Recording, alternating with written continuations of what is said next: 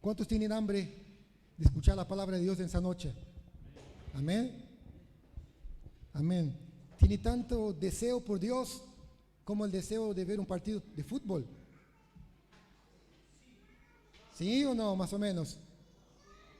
¿Es tu deseo por Dios más grande que la final de la Copa del Mundo? ¿Sí? Porque si no es, estamos en problemas, ¿eh? ¿Es tu deseo por Dios más grande que una serie en Netflix? ¿Sí? Esperamos, ¿no? Porque eso te define quién sos. Lo que amas define quién sos. Amén. Estamos en un tiempo nuevo de parte del Señor. Cada uno de nosotros aquí, cada uno de nosotros fuimos llamados a un desafío. Yo no sé si alguna vez pensaste cuál es la razón por la cual vos estás aquí. ¿Cuál es la razón por la cual vos sos parte de una iglesia? Vos sos parte de una iglesia porque Dios te amó primero. Amén. Vos sos parte de una iglesia porque el Señor tuvo misericordia de ti y te ha incluido en un plan eterno.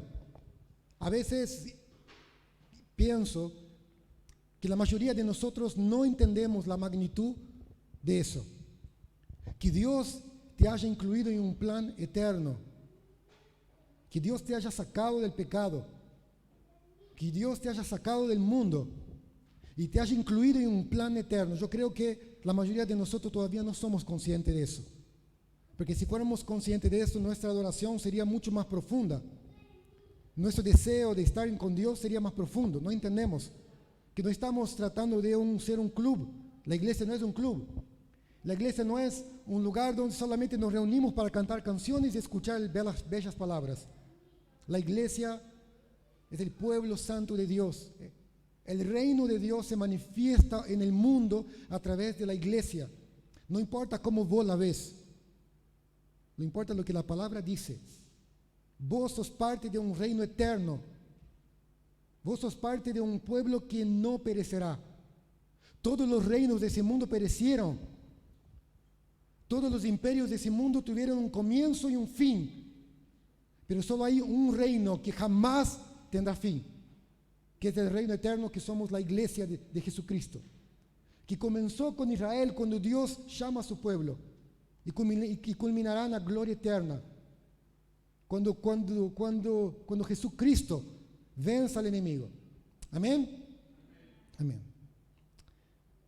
Si ustedes tienen sus Biblias a mano, nuestros hermanos que están en casa viendo ese culto por la transmisión de Facebook o YouTube, les pido que abran sus Biblias en el libro de Josué, capítulo 3, y vamos a hablar un poco acerca de definición, ¿ok?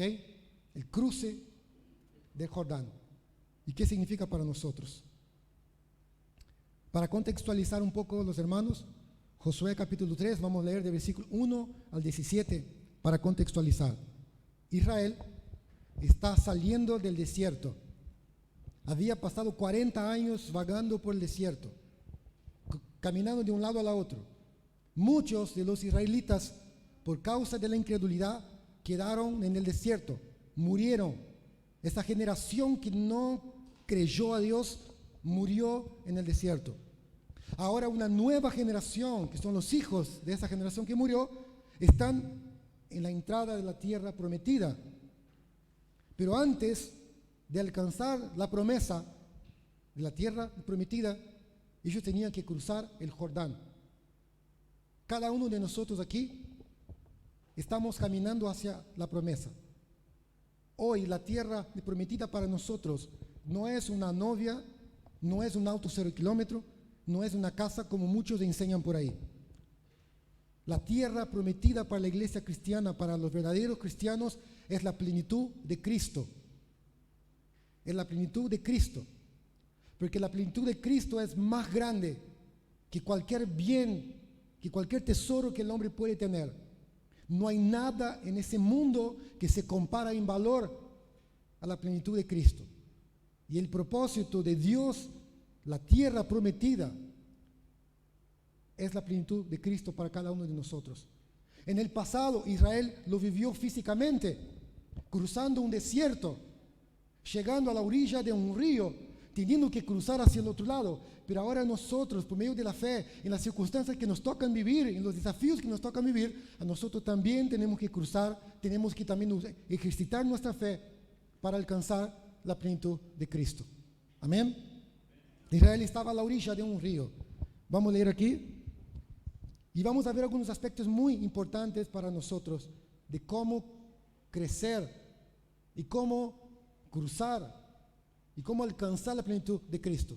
¿Cuántos quieren alcanzar la plenitud de Cristo? Yo lo quiero, porque no hay nada en este mundo que me llena. En la verdad, no hay nada en este mundo que me llena. Yo quiero la plenitud de Cristo, quiero más, más y más y más.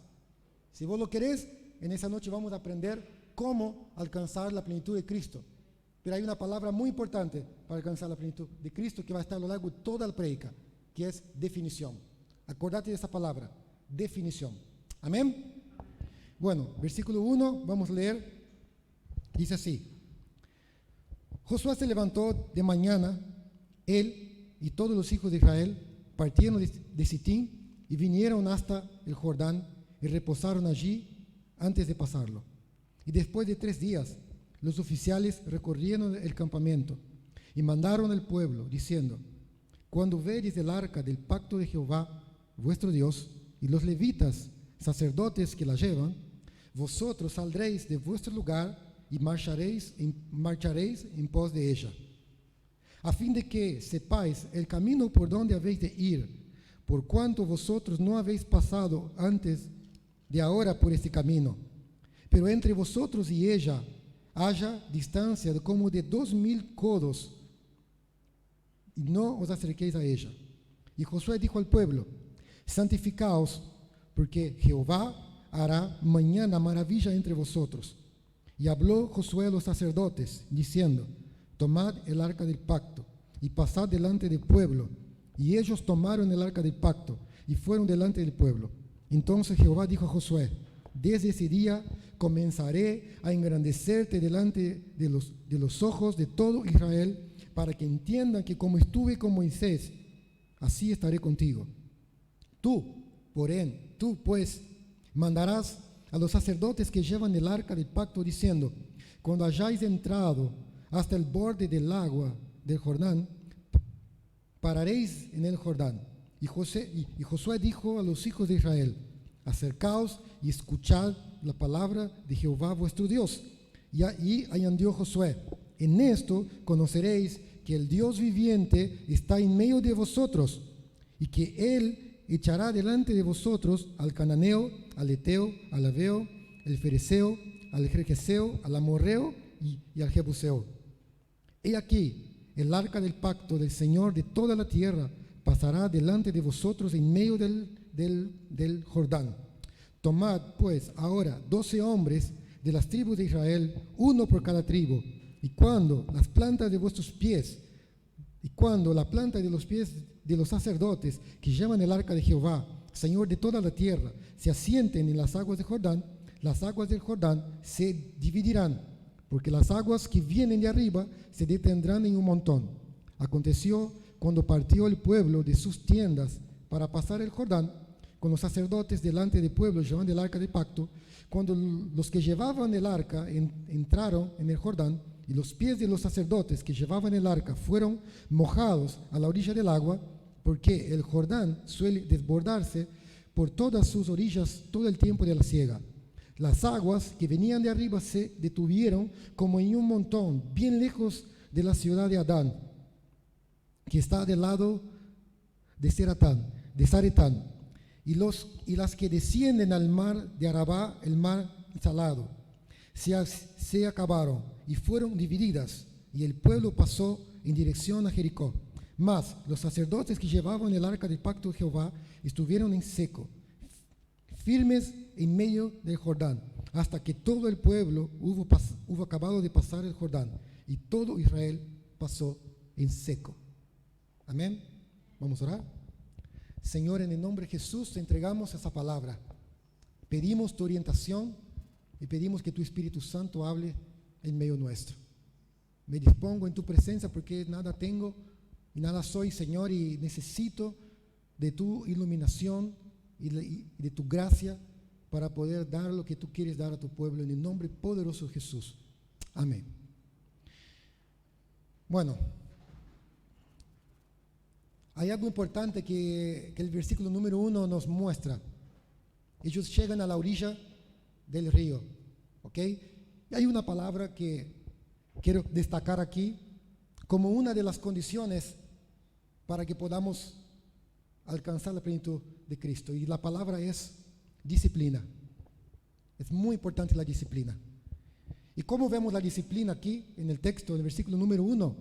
Dice así: Josué se levantó de mañana.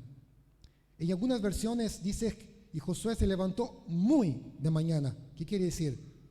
Que Josué madrugó. Que como un hombre de Dios, Josué aprendió de su líder Moisés a pasar tiempo en la presencia de Dios. ¿Y por qué la palabra muchas veces hace énfasis en la mañana? Como el salmista decía, en la mañana te buscaré, ¿no? En Marcos capítulo 1, versículo 15, habla que Jesús se levantaba muy de mañana, aun cuando era noche, y se iba a un lugar apartado para orar, para pasar tiempo con Dios.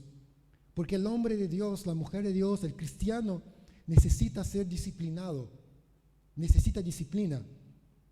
¿Y qué es la disciplina? Es todos los días hacer exactamente lo mismo, una y otra y otra y otra vez. ¿Sabe por qué muchas veces no tenemos buenos hábitos? ¿Sabe por qué muchas veces no crecemos en nuestra vida cristiana? Porque no formamos el carácter. La disciplina forma el carácter espiritual de los siervos de Dios. Estamos en un tiempo donde las personas no tienen disciplina porque sus vidas están basadas en el entretenimiento. Si no hay entretenimiento, no viven. ¿Por qué creen que la mayoría de nosotros, aún aquí, la mayoría de nosotros pasa la mayor parte de su tiempo en el celular? Porque la mayoría de nosotros aquí pasa la mayor parte de su tiempo en las redes sociales. No tenemos tiempo para orar, no hay tiempo para leer la Biblia, no hay tiempo para estudiar las Escrituras, no hay tiempo para tener comunión con Dios, pero hay tiempo para pasar horas y horas en las redes sociales. ¿Cuántos de nosotros aquí pasan horas y horas viendo series, viendo un programa de televisión?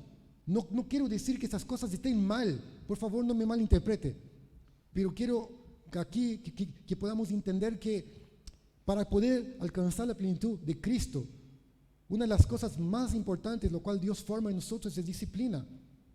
Porque la disciplina te ejercita en la fe. Porque la disciplina te lleva a buscar al Señor constantemente. La disciplina te lleva a hacer las cosas no porque vos tenés ganas de hacer, sino porque vos sabés que debes hacer. Te hago una pregunta. ¿A vos te gusta trabajar? Muchos de nosotros no les gusta trabajar. ¿A vos te gusta estudiar? No. ¿Cuántos de nosotros aquí tenemos una carrera? ¿Cuántos de nosotros aquí han logrado formarse en la facultad? Muchos de nosotros aquí, muchos de los que están aquí están formados. ¿Y qué se necesitó para eso? Disciplina, constancia, esfuerzo. Y aquí la palabra de Dios nos resalta algo muy importante en la conquista del propósito de Dios: disciplina. Yo no sé cómo es tu vida espiritual, pero sí te quiero decir algo muy importante. Si vos querés crecer, es muy importante que empieces a disciplinarse, a disciplinarte. No hay cristianismo sin disciplina. Por eso Dios forma el carácter. Dios no vino para entretenerte, iglesia. Dios no vino para entretener tu vida. Dios no es comida rápida. Dios no es las redes sociales. Dios no está en los videos que vemos en YouTube. Dios es tiempo. Dios es búsqueda. Y si vos querés ser un cristiano verdadero, a menos que te conformes con una vida a medias, a menos que te conformes en ver la gloria de Dios en otros, pero que vos no tenés nada para contar, no tenés nada. No sé si ustedes ya prestaron atención muchas veces que hablamos con ciertas personas y las personas no tienen nada para hablar, no tienen nada para contar. ¿Por qué no reciben nada de Dios? No hay nada para compartir, salvo compartir cosas triviales, porque no pasan tiempo en la presencia de Dios. Un amante que habla de su amor, una persona que ama lo que hace, que habla de lo que ama. ¿Cómo te das cuenta de que una persona está enamorado? Porque constantemente habla de eso. No sé si vos ya te diste o ya percibiste cuando hablas con ciertas personas de que hay ciertos asuntos que parece que las personas están en otra sintonía. Y eso muestra el estado de su corazón. Lo que más hablas, lo que más deseas, eso es tu Dios. Eso es tu Dios. Eso es tu Dios. Jesús tenía algo muy en claro, que no podía hacer nada sin primero pasar tiempo en la presencia de Dios. Josué, Moisés, David, los discípulos de Jesús, los apóstoles, el apóstol Pablo y todos los hombres de Dios que nosotros conocemos tienen un solo patrón en común: disciplina, tiempo en la presencia de Dios.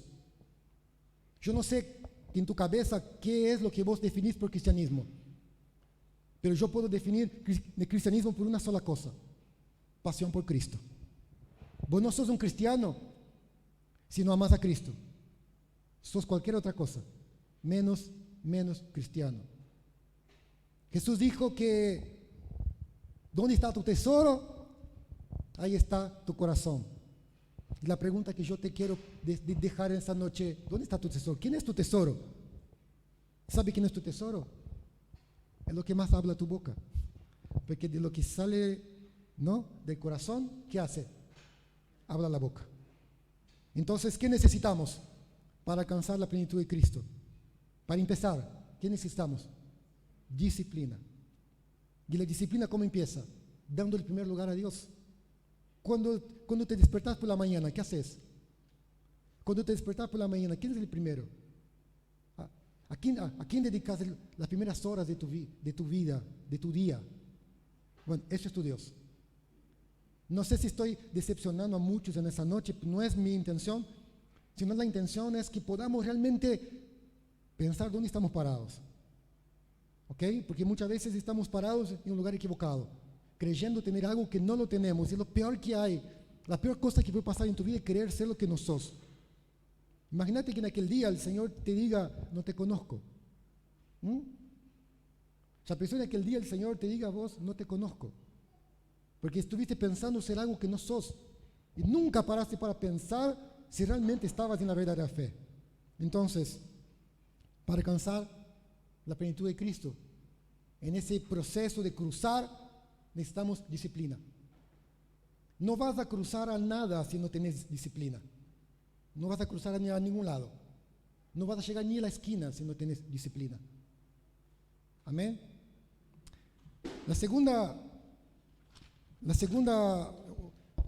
condición, por así decirlo, para que podamos alcanzar la plenitud de Cristo es que debemos amar una cosa. Y el versículo 3 nos dice bien explícitamente: necesitamos amar la presencia de Dios. Amén. Versículo 3. Y mandaron al pueblo diciendo, cuando veáis el arca del pacto de Jehová, vuestro Dios, y los levitas sacerdotes que la llevan, vosotros saldréis de vuestro lugar y marcharéis en pos de ella. ¿Quiere el arca del pacto?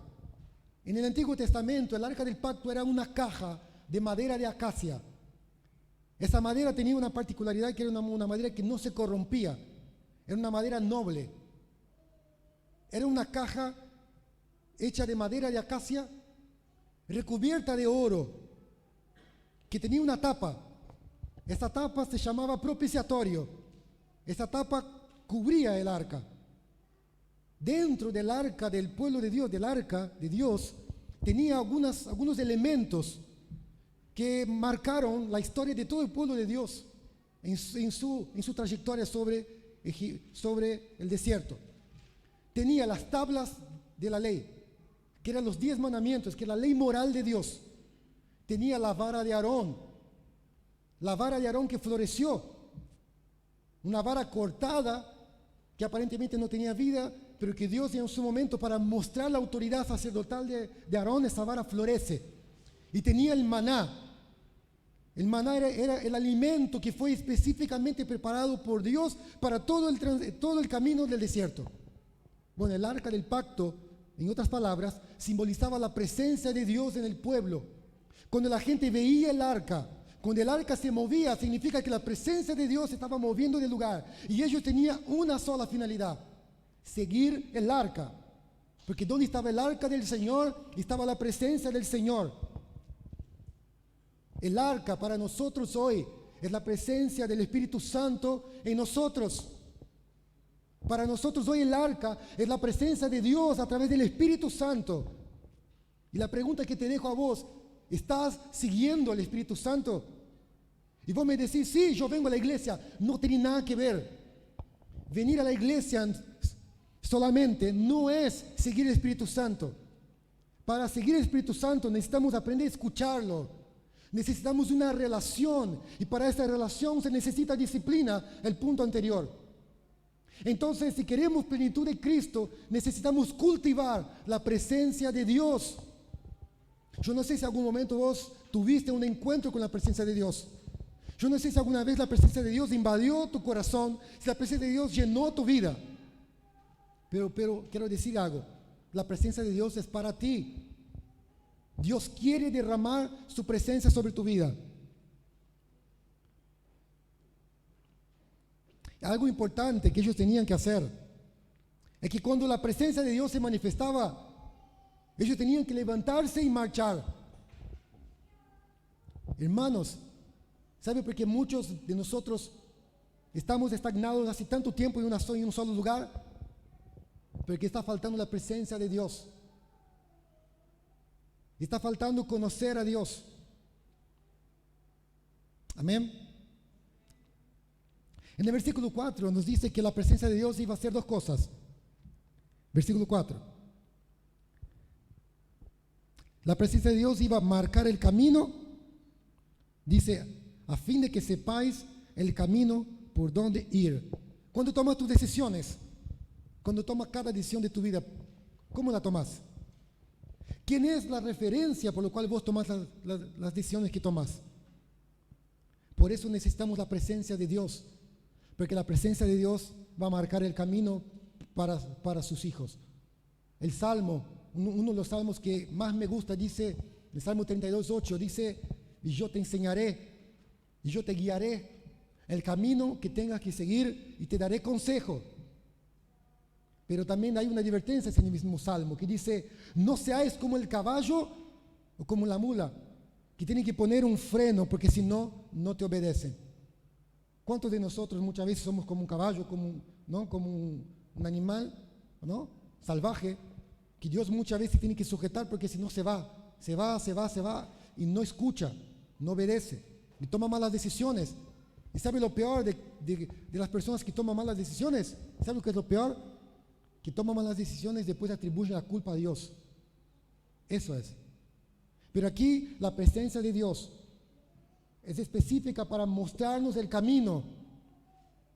Y sabe algo importante también, de que cuando Dios muestra el camino, y lo importante de conocer la presencia de Dios, es que siempre cuando Dios nos lleva a un camino que no es conocido. Acá dice el mismo versículo 4, dice: por cuanto vosotros no habéis pasado antes de ahora por este camino. Muchos de nosotros nos gusta y vivimos toda la vida viviendo por caminos conocidos, tomando las mismas decisiones, yendo al mismo lado. Pero quiero decirte algo importante: siempre cuando la presencia de Dios se manifiesta sobre tu vida, la presencia de Dios te va a llevar a un camino nuevo, porque no vas a conocer a Dios en experiencias viejas, no vas a conocer a Dios en un camino que vos ya pasaste por ahí. Yo me acuerdo que cuando tenía 20 años, el Señor había hablado a mi corazón que tenía un propósito en mi vida y que quería hacer algo conmigo. Pero lo que Dios quería hacer conmigo no estaba en Brasil. Y yo empecé a sentir una sed muy grande, un deseo grande de venir a Argentina, de venir a otro país. La verdad no era Argentina el propósito inicial. Yo quería ir a México a estudiar en una escuela, pero al final el Señor cambió todos los planes y yo vine a parar en Argentina. Y todo el proceso que viví aquí fue un proceso desconocido. Yo vine aquí para ser músico y y estudié música y pensé que Dios quería llevarme por ese lado, pero en determinado momento el Señor me dice, deja la música por un tiempo y vas a hacer otra cosa completamente diferente. O sea, en ese momento el Señor está cambiando el curso de mi vida. Y empecé a trabajar con aire acondicionado de cero. No tenía idea de lo que estaba haciendo, pero yo sabía que Dios estaba ahí. Yo sabía una sola cosa, que yo estaba en el centro de la voluntad de Dios. Y cómo Dios honra a los que confían en Él, porque Dios estaba conmigo. Y si Dios está contigo, todo va a ir bien. Hace ya 15 años que trabajo con aire acondicionado. Mi empresa ha crecido, el Señor ha bendecido, me casé, tengo una hija, una esposa, y puedo decir que los caminos de Dios son mucho más grandes que nuestros caminos. Muchas veces la presencia de Dios te quiere guiar, pero vos querés ir a tus caminos. Yo te quiero decir que tus caminos son muy limitados. Y para conocer la plenitud de Cristo, para alcanzar, necesitas seguir la presencia de Dios. Y seguir la presencia de Dios implica que muchas veces Él te va a llevar a un camino que vos no conoces. ¿Estás dispuesto a ir a un camino que Dios tiene para ti? ¿Estás dispuesto? Bueno, la circunstancia va a mostrar. Muchos me dicen amén, pero el proceso va a probarte. El proceso te va a probar si realmente estás dispuesto a seguir a Dios, cueste lo que cueste. Pero la presencia de Dios te va a mostrar el camino y te va a llevar a un camino desconocido. Pero puedo decir que los caminos de Dios son más altos que los nuestros. Amén.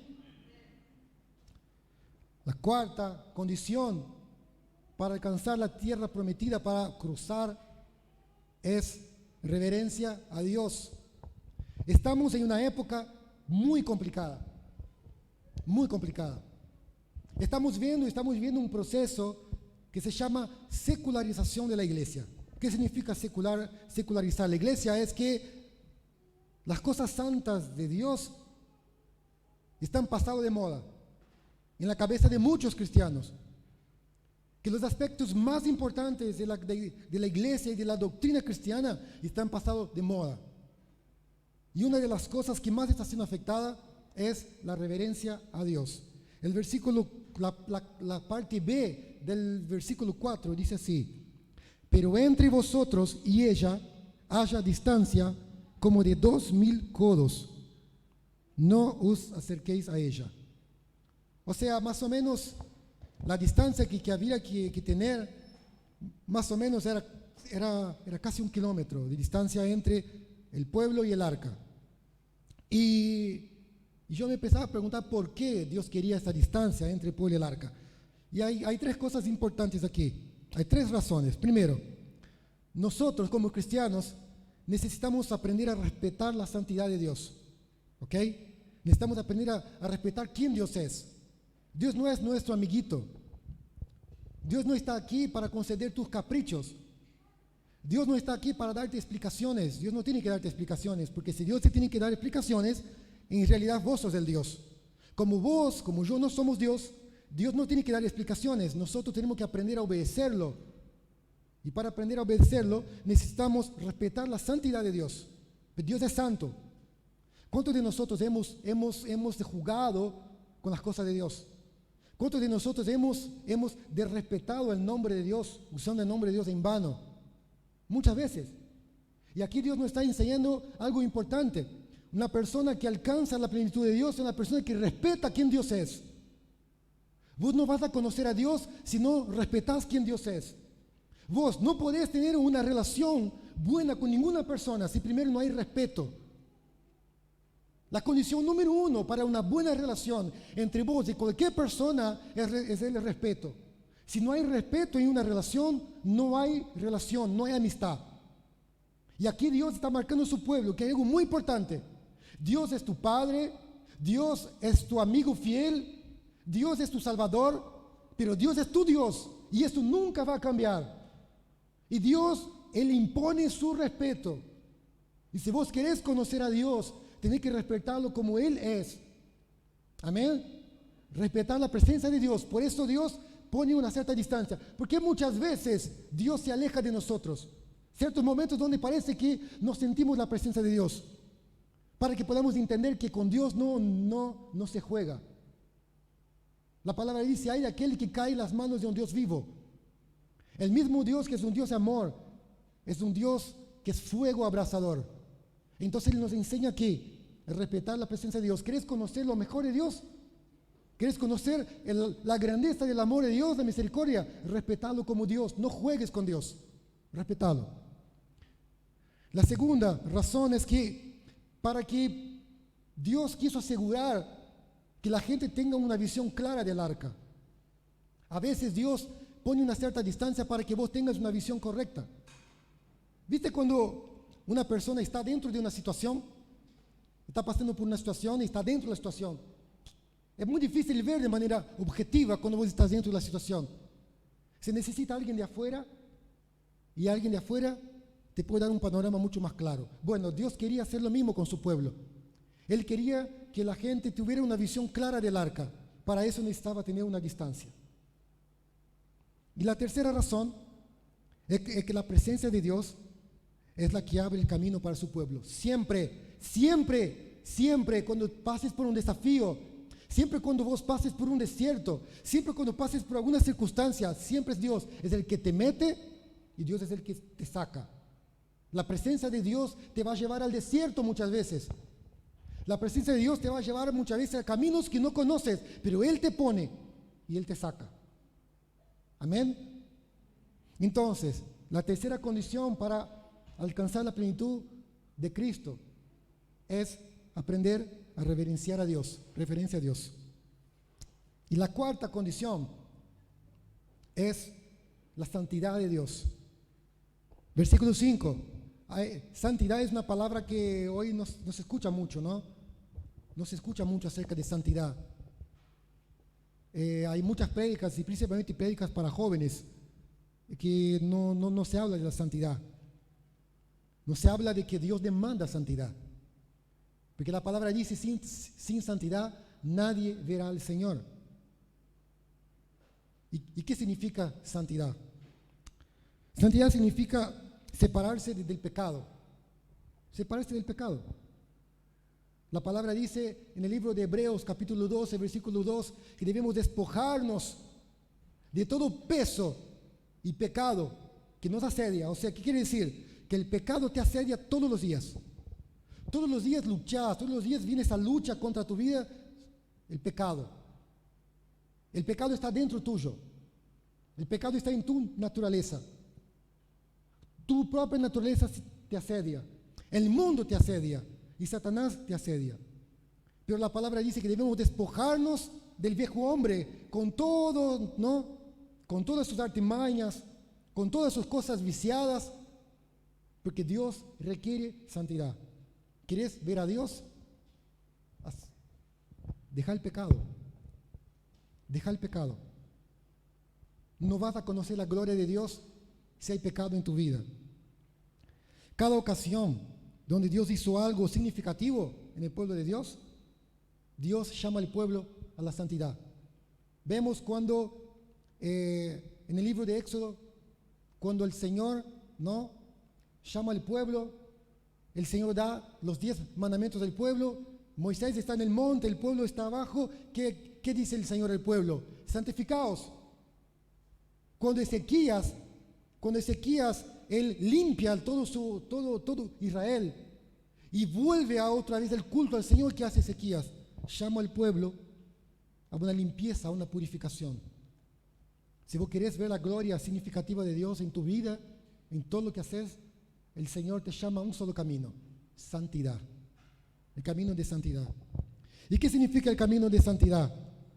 Significa renuncia. ¿Cuáles son las cosas que te están impidiendo de ver al Señor? ¿Cuáles son los pecados conocidos en tu carácter, conocidos en tu vida, que te están impidiendo de ver la gloria de Dios? La palabra dice, como hablábamos, Hebreos 12:2, ¿no? Despojando de todo peso y pecado.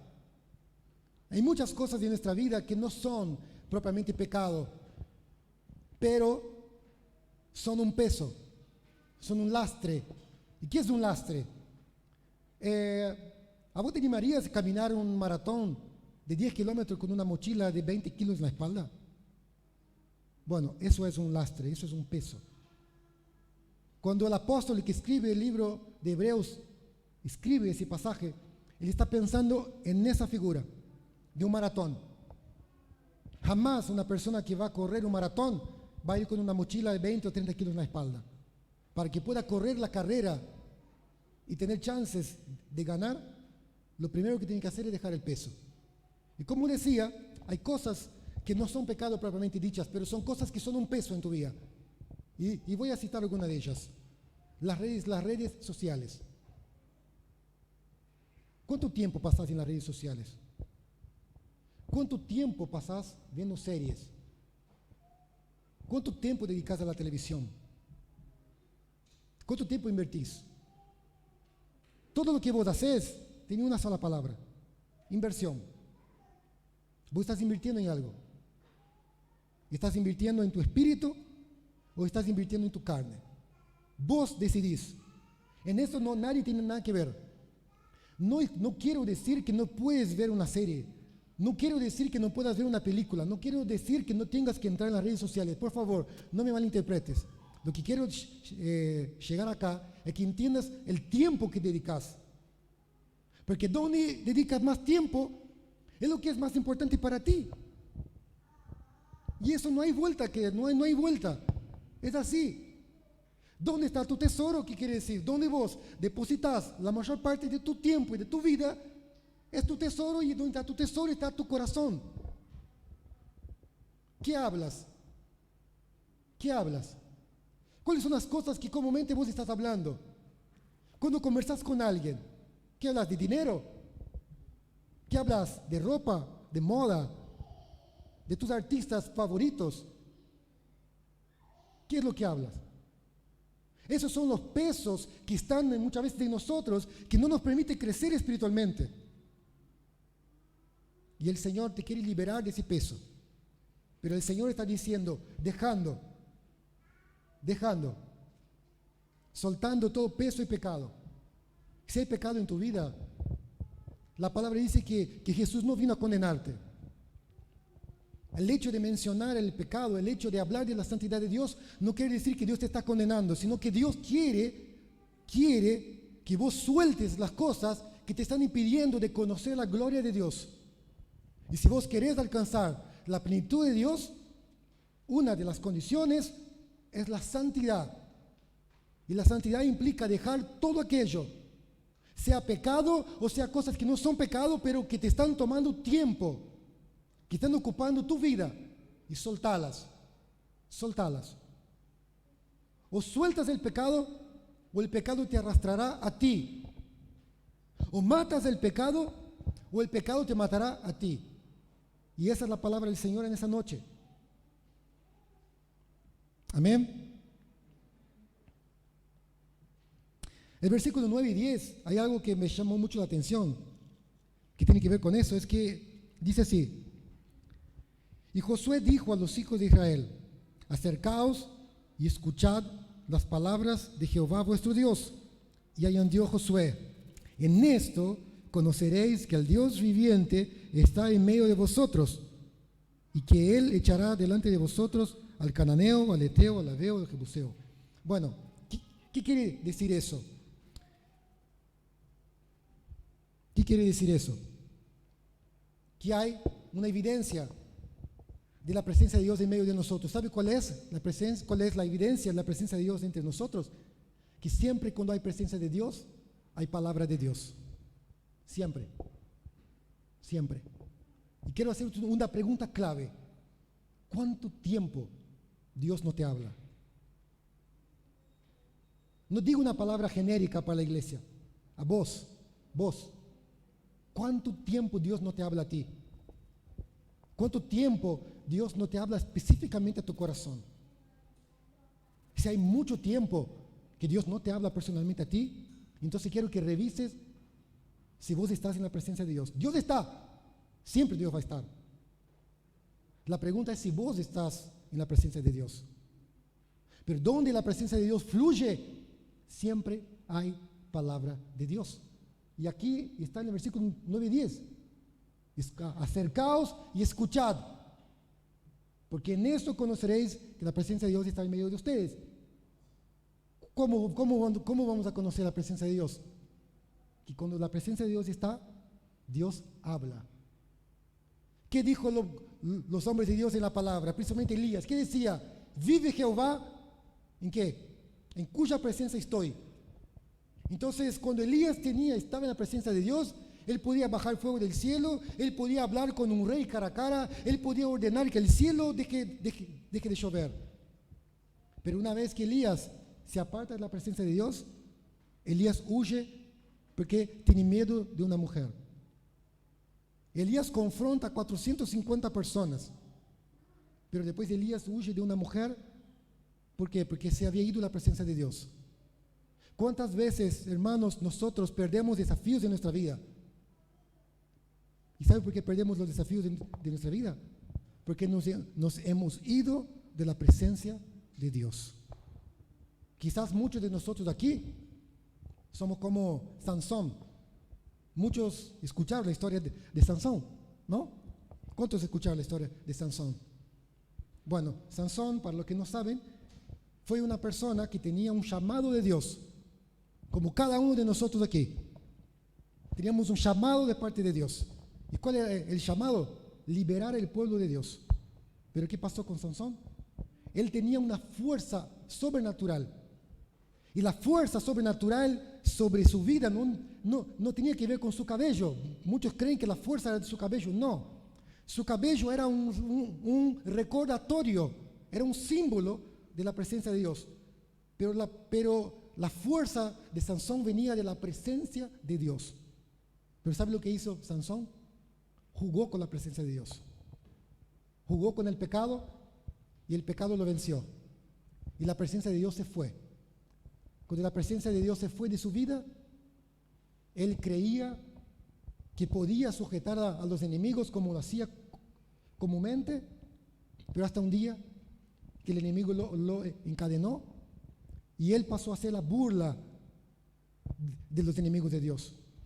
¿Cuántas veces, hermanos, muchos de nosotros somos burla para el mundo? ¿Cuántas veces? Somos burla para el mundo porque hablamos cosas, pero la presencia de Dios ya no está más en nuestra vida. Nosotros nos hemos ido de la presencia de Dios. Sea cual sea tu condición en esa noche, yo te quiero decir algo muy importante. Todavía hay tiempo. Todavía hay tiempo para volver a la presencia de Dios. Todavía hay tiempo para conocer a Dios. Todavía hay tiempo para restaurar las cosas con Dios. Y cuando vos restaures las cuentas con Dios, realmente todo va a estar en orden. Y tu vida va a cobrar sentido. Y Dios te va a usar. Tu vida va a emanar la gloria de Dios. Y vos no te vas a dar cuenta, pero tus palabras, tus gestos, tus acciones, todo va a mostrar una sola cosa: la presencia de Dios. Amén.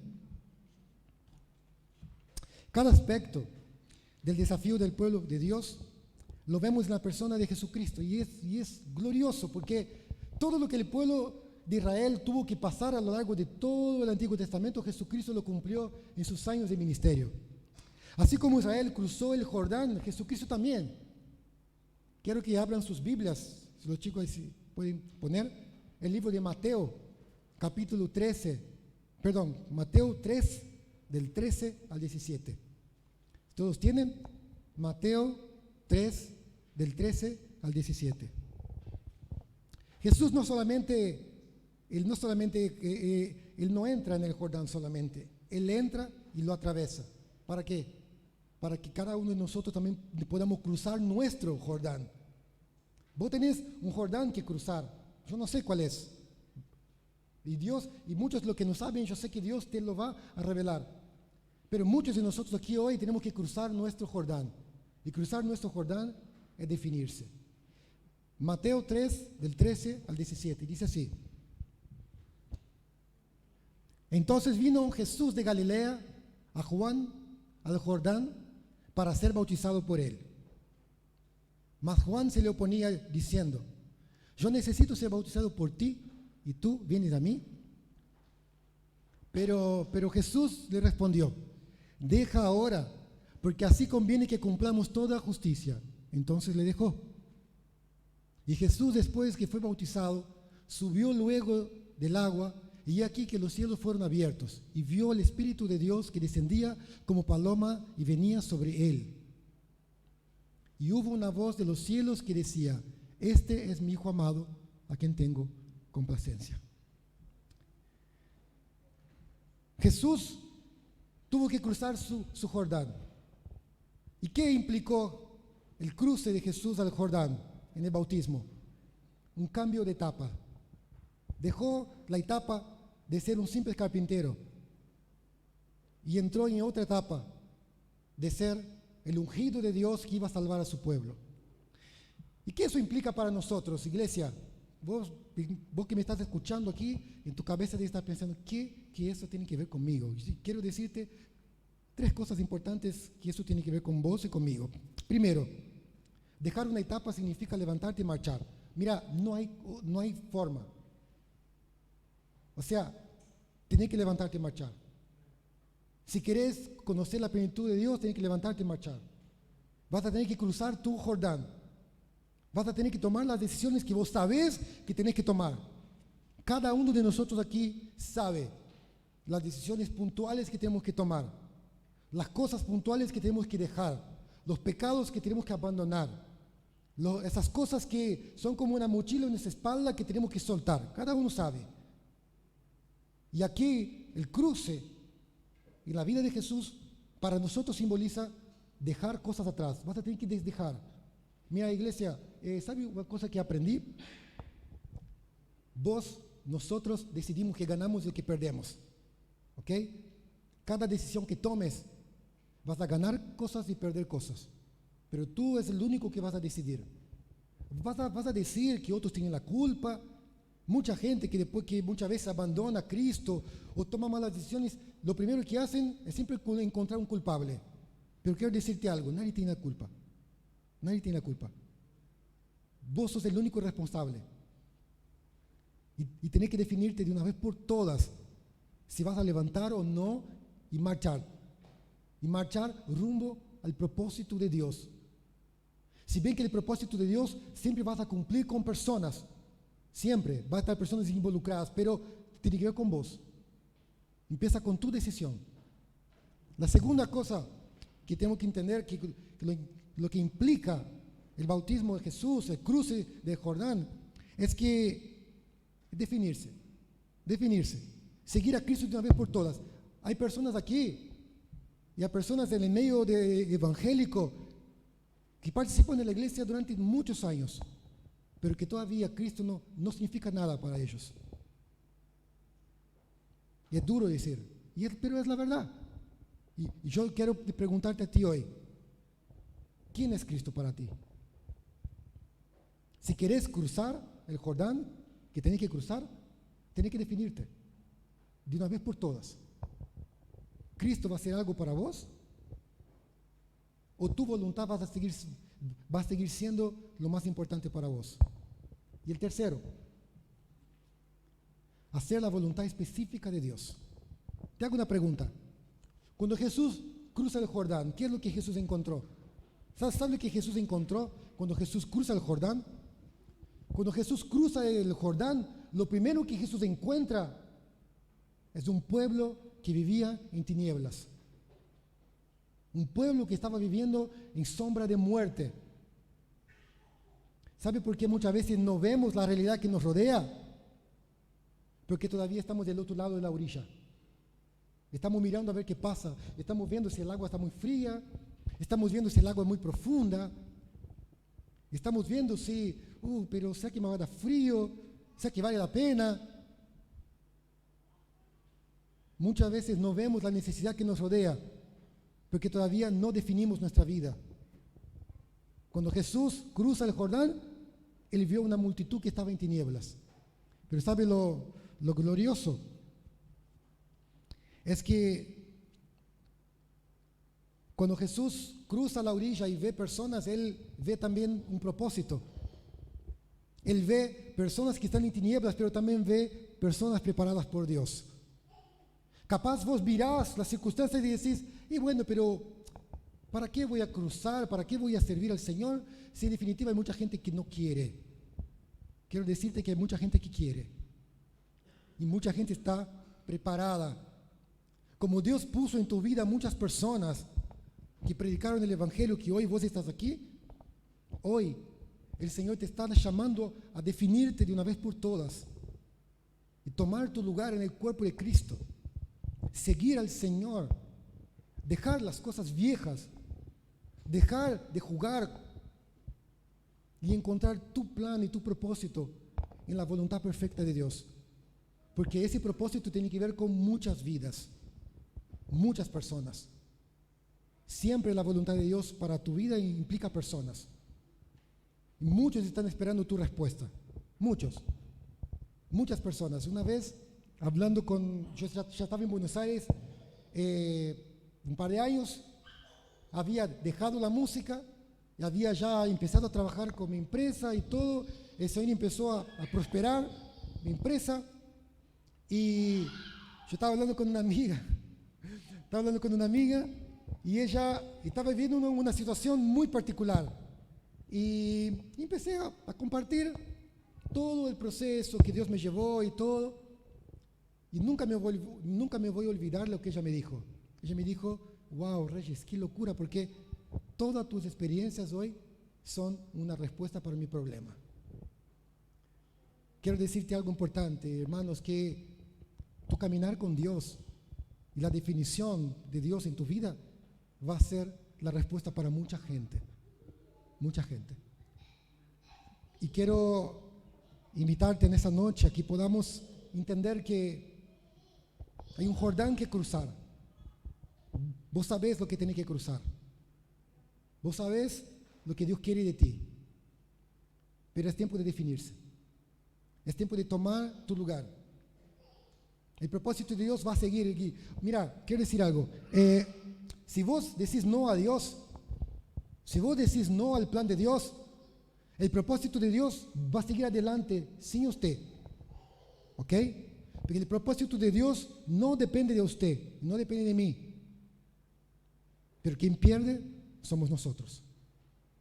Pero si nosotros tomamos decisiones, definimos por lo que Dios tiene para nosotros, si nosotros nos disciplinamos en buscar su rostro, ¿ok? Si nosotros buscamos su presencia, y su presencia es lo más importante para nosotros, ¿ok? Si nosotros respetamos la santidad de Dios, si nosotros reverenciamos a Dios, tomamos a Dios como algo importante, si nosotros nos santificamos, nos limpiamos de todo pecado que acecha en nuestras vidas, la gloria de Dios va a descender sobre nosotros, va a descender sobre tu vida, y Dios va a hacer contigo cosas hermosas. Cosas hermosas. Me gustaría que en esta noche podamos atesorar en el corazón esas palabras. Estamos en un tiempo nuevo. Y para vivir un tiempo nuevo no es necesario sentir algo especial. Estamos escuchando palabras del pastor Gustavo, palabras de crecimiento. Hemos cantado mucho acerca del fuego de Dios. Hemos escuchado palabras que Dios va a encender su fuego entre nosotros. Y todo eso son promesas de Dios para nosotros. El tren está pasando. La pregunta es, ¿vas a subirte al tren? ¿O vas a mirar el tren pasar y vas a seguir en la misma posición? En esa noche tenés que cruzar tu Jordán. En esa noche el Señor tiene algo para ti. Y si estás dispuesto a cruzar el Jordán, si estás dispuesto a hacer algo diferente, emprender una búsqueda diferente, si estás dispuesto a relacionarte con las personas de manera diferente, si estás dispuesto a decir, Señor, yo no sé cómo, pero quiero. A veces me cuesta creer, pero quiero creer. Si estás dispuesto, el Señor lo va a hacer en tu vida. Porque Él prometió que si lo buscamos de todo corazón, Él se dejaría encontrar. El Señor quiere dejarse encontrar por ti. Amén. Te invito a que te pongas de pie.